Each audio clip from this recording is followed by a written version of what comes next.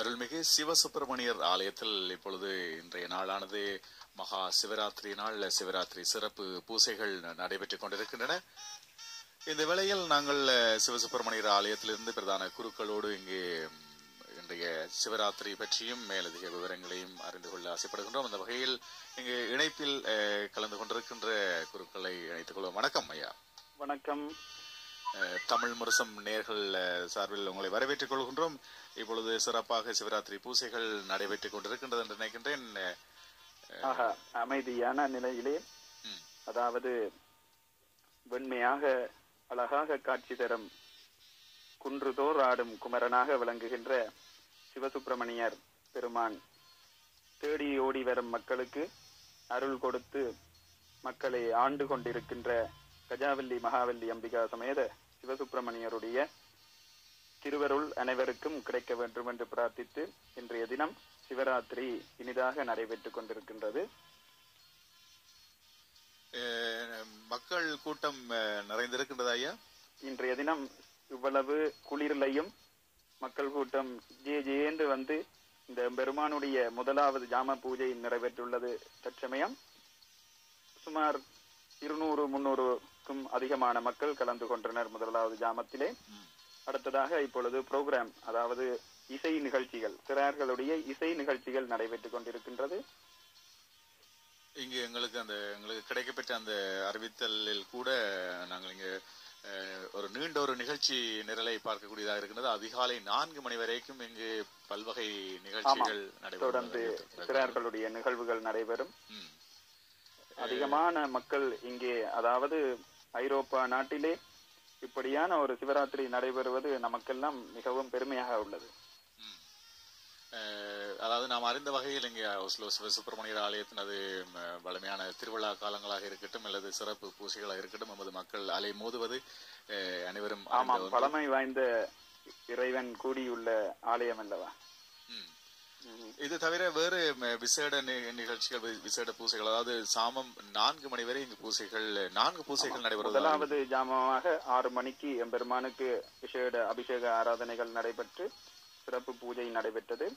2வது ஜாமமாக 9 மணி அளவிலே 2வது அபிஷேகம் பூஜை நடைபெற உள்ளது.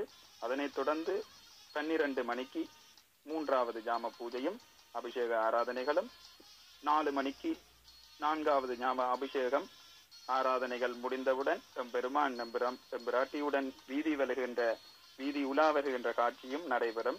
அடியார்கள், நான் நினைக்கின்றேன், அடியார்கள் தொடர்ந்து இங்கே இருந்து எம்பெருமானுடைய திருவருளை பெறுவதற்காக இன்னும் வந்து கொண்டிருக்கின்றார்கள். 4 ஜாமமும் உபயாரர்கள் சிறப்பாக நடத்தி தந்து கொண்டிருக்கின்றார்கள். இனிதே நடைபெற்றுக் கொண்டுள்ளது. நீங்கள் உபயகாரன் சொல்லும் போதையே எங்களுக்கு கொஞ்சம், அதாவது நாங்கள் பக்கத்துல தான் இருக்கிறோம். எங்களுடைய வானொலி 12 மணிக்கு முடிந்த பிறகு வேணுமென்றால் வந்தால் சிற்றுண்டியெல்லாம் சாப்பிடலாம் நினைக்கிறேன். கண்டிப்பாக.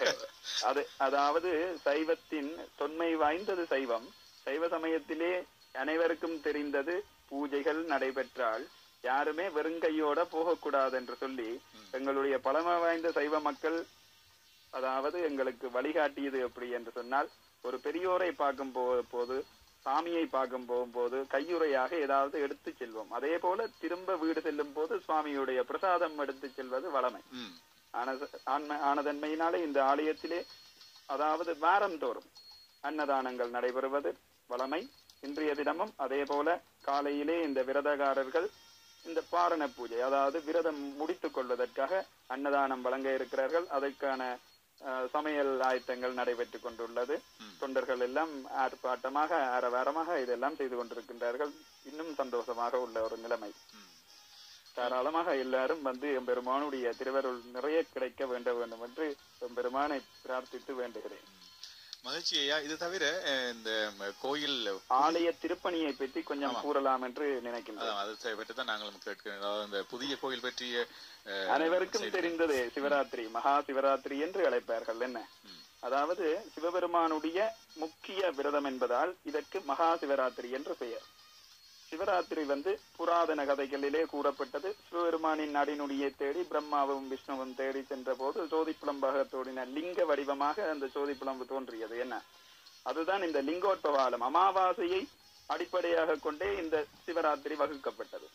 அப்ப இன்றைய தினம் இந்த சிவராத்திரியானது லிங்கோத்பவ காலம் என்று சொல்லப்படுவது இந்த இரண்டாவது ஜாமம் முடிந்து மூன்றாவது ஜாமத்துக்குள்ளே அடங்கப்படுகின்ற நேரம். அந்த நேரத்திலே இங்க மக்களால் தங்களுடைய கைகளால் சிவபெருமானுக்கு பாலபிஷேகம் பண்ணி அவர்கள் தங்களுடைய பிரார்த்தனைகளை நிறைவேற்றுவதற்காக இங்கே அதுக்கும் ஒழுங்கு செய்யப்பட்டுள்ளது. அதனையும் தெரிவித்துக் கொண்டு அடுத்ததாக இந்த ஆலயம் அமைப்பதை பற்றி நான் கொஞ்சம் கூற விரும்புகிறேன்.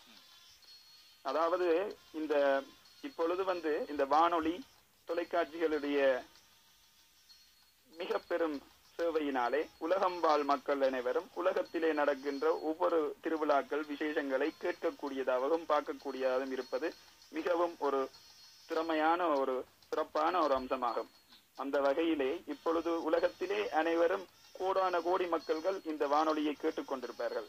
அவர்கள் தெரிந்து கொள்ள வேண்டிய விஷயம் என்னென்றால், இந்த கோவிலானது 1993 ஆண்டளவிலே படவடிவமாக 4 குடும்பங்கள் சேர்ந்து இந்த ஆலயத்தை ஆரம்பித்தது. இன்றைய தினம் இத்தனை 1000 மக்கள் ஊர் கோடி தேரெழுப்பது என்று சொல்வார்கள். இத்தனை 1000 மக்கள் தேரெழுத்து 3 தேர் இந்த நாட்டிலே, அதாவது ஐரோப்பா கண்டத்திலே இப்படி ஒரு நாட்டிலே ஒரு பூஜைகள் புனஸ்காரங்கள் நடைபெறுது என்றால் அது எங்களுக்கு மிகவும் பெருமையான ஒரு விஷயம். அத்தோடு இங்கே ஆலயம் அமைப்பது என்று சொன்னால் எல்லாருக்கும் தெரிந்தது கோபுர தரிசனம் கோடி புண்ணியம் என்பார்கள். அதற்கேற்ப புகழ் வாய்ந்த முத்தையா ஸ்தபதி அவர்களை இந்த கட்டிடக்குழு ஏற்பாடு செய்துள்ளது. அதாவது அதற்கு முதலாக எங்களுக்கு ஒரு காணி வேண்டும் இல்லையா? பிரம்மாண்டமான ஒரு ஆலயம் அமைய போவதென்றால் அது மிகையாகாது. அப்ப எங்களுக்கு இந்த காணியை இந்த நாட்டு உள்துறை அமைச்சு, அதாவது இங்கே சொல்வார்களாம் ஸ்டோன பீடே என்று சொல்வார்கள். அவர்கள் இந்த காணி அனுமதி எங்களுக்கு கிடைத்தது நம்ம தமிழ் மக்களாகிய சைவ பெருமக்களுக்கு கிடைத்த முதலாவது பெரும் வெற்றி. அதனைத் தொடர்ந்து இந்த கட்டிட குழுவானது, அதாவது சிவ கைங்கரியம், அதாவது எப்பவுமே சொல்வார்கள் கொடையாளிகள், அதாவது இந்த ஒஸ்லோ நாட்டிலே நிறைய கல்விமான்கள் கொடையாளிகள் வாழ்ந்து கொண்டிருக்கின்றார்கள். புள்ளியர் தள்ளிய நாடாலும் ஊழ்வினையானது மெல்ல மெல்ல நுழையும் என்பார்கள் பழையோர். அப்ப இப்படியான சிவகைங்கரியங்கள் செய்யும் பொழுது எங்களுடைய ஊழ்வினையானதை நாங்கள் கரைத்துக் கொள்ளலாம். ஆனதன்மையினாலே இந்த மக்கள் அனைவரும் சேர்ந்து இப்படியான ஒரு கோபுர கூடிய ஒரு பெரிய ஒரு கோவிலை இந்த ஐரோப்பா கண்டத்திலே நோர்வேயிலே ஒஸ்லோவிலே அமைப்பதற்கு இந்த முருகப்பெருமானுடைய திருவருள் கூடியுள்ளது என்றால் அது மிகையாகாது. நமக்கெல்லாம் இது ஒரு பெரிய கைங்கரியம். ஆனபடியினாலே இந்த ஒஸ்லோ வாழ் மக்கள் அனைவரும் சேர்ந்து இந்த திருப்பணியை இனிதாக அருமையாக பெரும் கோபுரம் கொண்ட நம்மளுடைய குறிஞ்சி குமரன், அதாவது நான் வந்த பொழுது இங்கே பார்த்தேன், நோர்வே குறிஞ்சி குமரன் என்று சொன்னால் முருகனுடைய ஒரு அழகான பெயர் அல்லவா? முருகன் எங்கேயுமே குன்றுகளை தான் போய் ஆசையாக சந்தோஷமாக இருக்கின்ற இடம் பழனி, திருப்பரங்குன்றம் போன்ற ஊர்களிலே பார்க்கலாம். குன்றிருக்கும் இடத்திலே குமரன் இருப்பான். அப்ப நீங்கள் பார்த்தால் இங்கே மலையும் மலை சார்ந்த நாடு ஒஸ்லோ அழகாக உள்ளது. வெள்ள வெளியிரண்டு இப்ப சுனோ பொழிந்து வெள்ள வெளியராக அழகாக இருக்கின்ற இந்த ஊரிலே முருகனுக்கு ஒரு ராஜ கோபுரம், கம்பீரமான கோபுரத்துடன் ஒரு கோயில் அமைய போவதென்றால் அது எங்களுக்கு மிகவும் ஒரு பாக்கியம். இந்த பாக்கியத்திலே சிவ கைங்கரியம் செய்ய வேண்டும் என்று அனைவரையும் தாழ்மையுடன் இன்றைய தினம் சைவத்துக்கும் தமிழுக்கும் ஒரு பெரிய ஒரு விரத காலமான சிவராத்திரியிலே உங்களுடைய இந்த வானொலி மூலமாக அனைத்து அடியார்களையும் அன்புடன் ஆசி கூறி கேட்டுக்கொள்கிறேன். நல்லதையா, நல்ல அதாவது முக்கியமான விடயத்தை இங்கு நீங்கள் சொல்லிக் கொண்டீர்கள். நிச்சயமாக அதாவது இது அதாவது கடவுள் மீது நம்பிக்கை இருக்கின்றது இல்லை என்றதுக்கு அப்பால் பட்டு கோவில் என்பது எல்லோரும் விரும்புகின்ற ஒன்று. ஆமாம், நிச்சயமாக.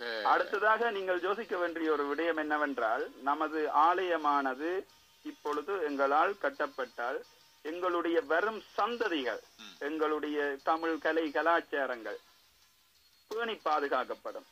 அவர்கள் கோவிலே இப்பொழுது இன்றைக்கு பார்த்தால் நிறைய 100க்கும் அதிகமான சிறார்கள் அவர்களுக்கு கொடுக்கப்பட்ட கொஞ்ச நேரம் அவர்களுடைய கெட்டித்தனங்கள், அதாவது இறைவனங்களுடைய சிவபெருமான் சாமகான பிரியன்.